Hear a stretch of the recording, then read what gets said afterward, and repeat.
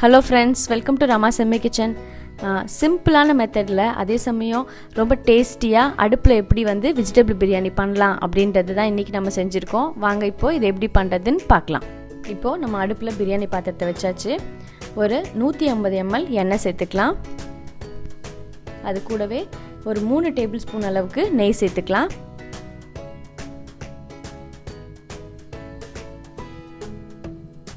அது கூடவே நம்ம பிரியாணிக்கு தாளிக்கிற பட்டை, கிராம்பு, ஏலக்காய், சோம்பு எல்லாத்தையும் தாளிச்சிக்கலாம்.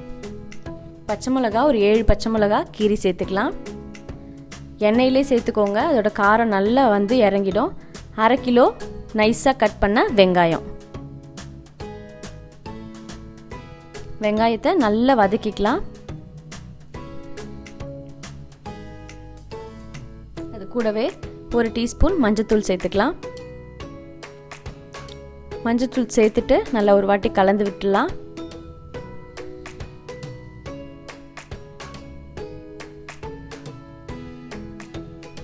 இப்போ வெங்காயம் பச்சை மிளகா வதங்கினதுக்கப்புறம் பூண்டு பேஸ்ட்டு ஒரு 50 கிராம், இஞ்சி பேஸ்ட்டு ஒரு 50 கிராம். இப்போ இது சேர்த்துட்டு அதையும் நல்லா வதக்கிடுங்க.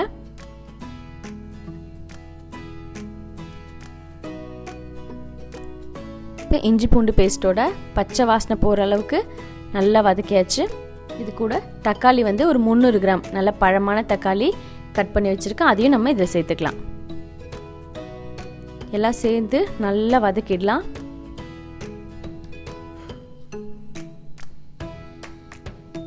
இன்றைக்கி வந்து நான் வெஜிடபிள் பிரியாணிக்கு கேரட்டு, பீன்ஸு, பட்டாணி, உருளைக்கிழங்கு எடுத்திருக்கேன். நம்ம இன்னும் எந்த காய்கறி வேணாலும் சேர்த்து கலந்துக்கலாம். இப்போ எல்லா காய்கறியும் இதில் போட்டுடலாம். இப்போ காய்கறி எல்லாத்தையுமே சேர்த்தாச்சு. நல்லா ஒன்று சேர நல்லா வதக்கி விட்டுடலாம்.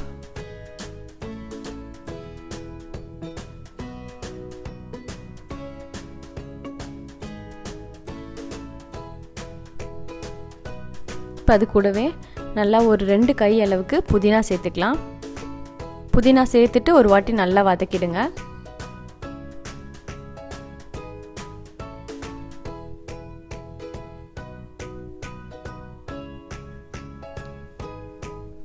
தேவையான மசாலா சேர்த்துடலாம். பிரியாணி மசாலா ஒரு 4 டீஸ்பூன், காரத்தூள் 4 டீஸ்பூன், தயிர் வந்து ஒரு 100 ml சேர்த்துக்கலாம். அது கூடவே நம்ம பிரியாணிக்கு தேவையான உப்பு சேர்த்துடலாம். இப்போ இது எல்லாத்தையும் சேர்த்து நல்லா ஒரு வாட்டி கலந்து விட்டுருங்க. நம்ம காய்கறி கூட போட்ட மசாலா, தயிர் எல்லாம் ஒன்றா மிக்ஸ் ஆகணும்.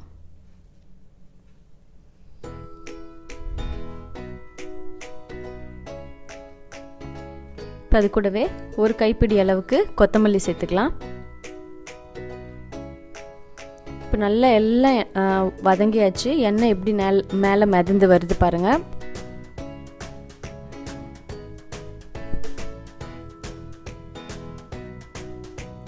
இப்போது வதங்கினதுக்கப்புறமா தேவையான அளவு தண்ணி சேர்த்துக்கலாம். 1 கப் ரைஸுக்கு 2 கப் தண்ணி. நான் எதால் எடுத்தனோ அதே அளவுக்கு 2 அளவுக்கு தண்ணி சேர்த்துக்கிறேன்.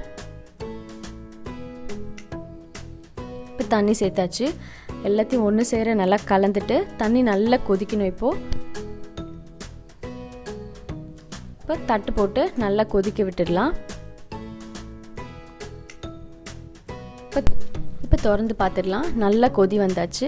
இப்போ இதில் நம்ம எலுமிச்சைப்பழ ஜூஸ் சேர்த்துக்கலாம். ஒரு சின்ன எலுமிச்சைப்பழம் புழிஞ்சு எடுத்து வச்சுருக்கேன், அது இதில் கலந்துக்கலாம். அதை ஊற்றினதுக்கப்புறமா நல்லா ஒரு வாட்டி கலந்துட்டு உப்பு, காரம் எல்லாமே கரெக்டாக இருக்கான்னு செக் பண்ணிக்கோங்க.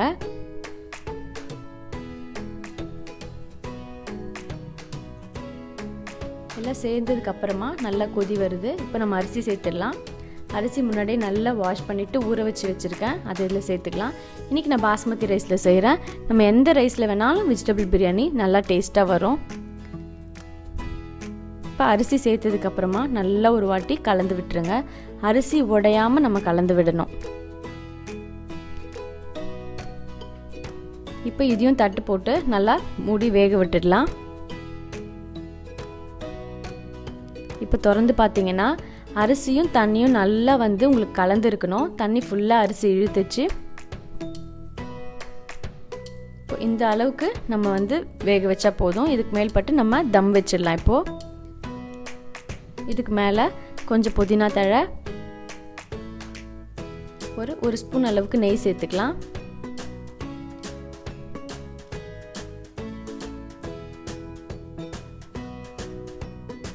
இதுக்கு மேலே ஒரு வாழை இலை போட்டு நல்லா மூடிடலாம்.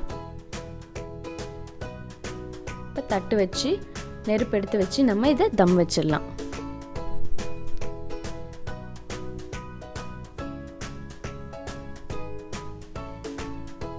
இப்போ நெருப்பு வச்சாச்சு.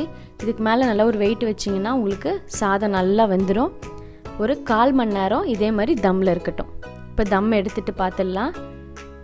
நம்மளோட வெஜிடபிள் பிரியாணி சூப்பராக ரெடி ஆகிடுது. நல்லா சாதம் உடையாமல் இந்த மாதிரி அடியிலேருந்து கலந்து விட்டுக்கோங்க.